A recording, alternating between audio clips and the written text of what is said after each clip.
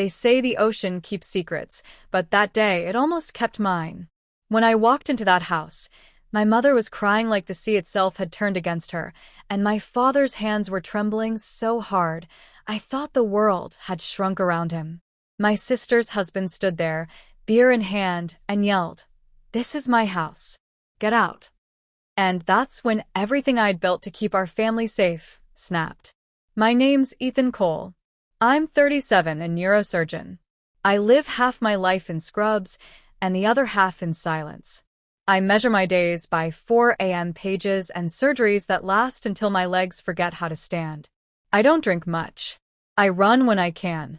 I save almost everything because I grew up counting coins on the kitchen counter while Mom cried over late rent. I was the kid who said, "It'll be fine," before I even believed it myself. I learned early how to turn panic into calm, chaos into plans. That's how I survived, and that's how I thought I could save everyone else too. 2 weeks ago, my parents hit 50 years of marriage. They'd spent 5 decades patching holes and calling it home, turning scarcity into routine.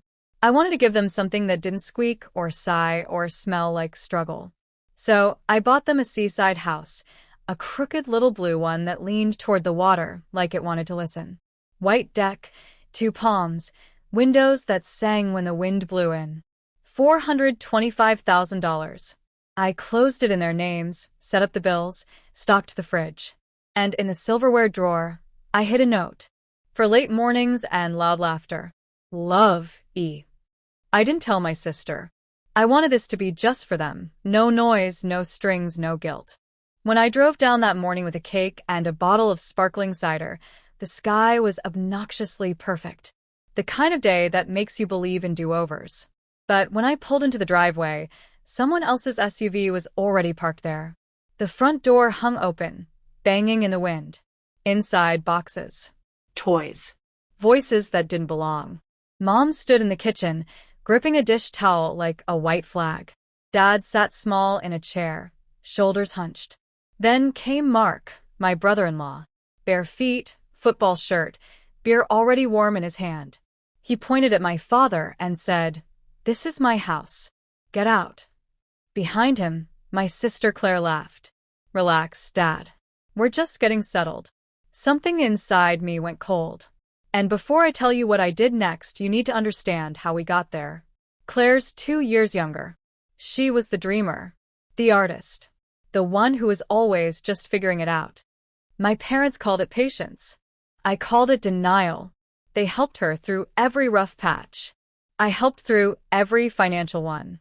First tuition, then rent, then braces for her kids when their insurance didn't cover it. Every transfer came with a story. Just this once. Until Kyle's startup takes off. The landlord's threatening. I sent money from call rooms at 2 a.m. using hospital Wi-Fi that barely worked. Somewhere along the line, I became a card they swiped without checking the balance. Still, I kept giving. Because that's what I do. Fix. Pay. Protect. Even when no one asks what it costs me. When I found the seaside house, I built it like a shield. I put it in a trust. My parents would own it for life. No one could touch it, not even me. I paid 20 years of taxes up front, prepaid the HOA. I thought I'd covered every angle.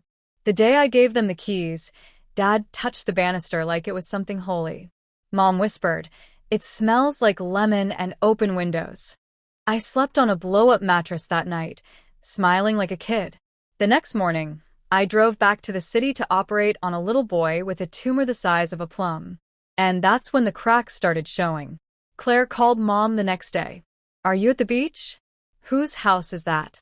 Mom, terrible liar, said, "Oh, just visiting a friend." But Claire has a gift for finding soft spots. By dinner, she tracked the address from a blurry Facebook photo of the view. By the next morning, she was there with Mark, the kids, and their dog. Mom said they just wanted to see it. By that evening, they're staying for the weekend. And by Saturday, Dad's text came through. "Claire keeps saying family home. Can you come?"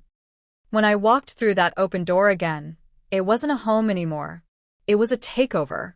Mark was shouting, "You two are old. The stairs are dangerous. This is a family house. We'll manage it. Mom tried to speak, but he cut her off. He gave it to you. You're giving it to us. Same thing. Claire added, don't be dramatic, Mom. We'll handle the bookings. Bookings. Mark grinned. Prime waterfront. I listed it this morning. Airbnb. Easy money. My father's hands were shaking. The same hands that once worked 3 jobs so I could go to med school. Now he was being told to move aside. I was raised to be useful, not loud. But I heard my dad's last text in my head. Can you come? And Irie.